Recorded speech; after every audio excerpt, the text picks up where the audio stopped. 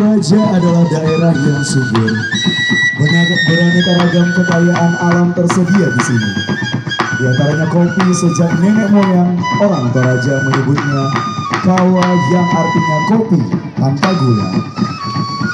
Sekarang ini kopi Toraja sudah dikenal sampai mancanegara. Seluruh proses pengolahan kopi, mulai dari mengolah tanah, menanam, mengekspresikan melalui gerakan yang gemulai dan pola lantai yang beragam. Acara puncak dari kegiatan tersebut adalah panen kopi atau dari Sanggar Seni Danuanta Tari Mekopi.